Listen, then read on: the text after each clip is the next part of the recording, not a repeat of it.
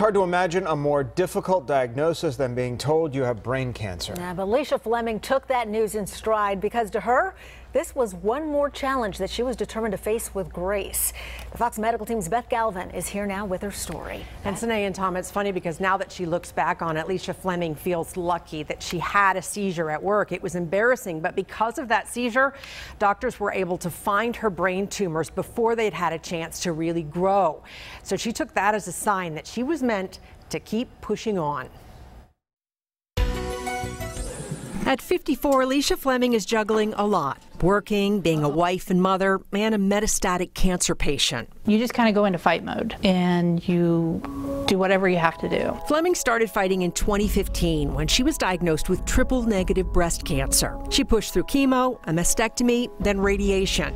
But by August of 2016, the cancer had spread or metastasized into her lungs and bones, which meant more treatment. Basically, you're told to live your life, do whatever you have to keep living. So Fleming got a job working in the front office at the Piedmont Physicians Group. But one day back in March, she came back from lunch feeling off. And then I apparently sat down in my chair and had a seizure. Dr. Erin Dunbar, a neuro-oncologist with the Piedmont Brain Tumor Center, was part of the team that broke the news to Fleming that her cancer had spread to her brain. But they had also already mapped out a way to treat her tumors. And what was a horrible day in many ways wound up being from a worry to a solid plan. So she left that hospital that day after recovering from the surgery, having done all of her visits and actually having a cohesive plan. Fleming underwent gamma knife surgery. It's a highly targeted type of radiation that neurosurgical oncologist Dr. Howard Chandler says is extremely effective in treating small tumors in the brain. So each tumor has about a 95% chance of being cured, that particular tumor.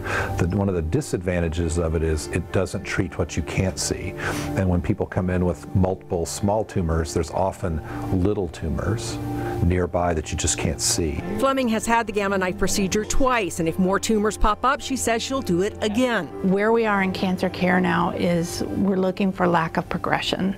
So that's what they're trying to help me with is to stop it from marching forward in my body. And in the meantime, Alicia Fleming is pushing on with living. You can still live your life, and it's tiring and it's hard, but it's worth it.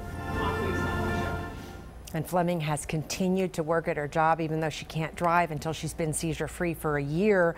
So she gets a ride to and from work with family and co-workers, and sometimes she takes Uber, and she says she's just grateful to Piedmont Healthcare for continuing to work with her so that she can stay on the job while she fights this battle, this latest battle. But talk about somebody who's got the right head on her shoulders, yes, for this. A survivor, to Absolutely. be sure. We wish her well. Beth, thanks.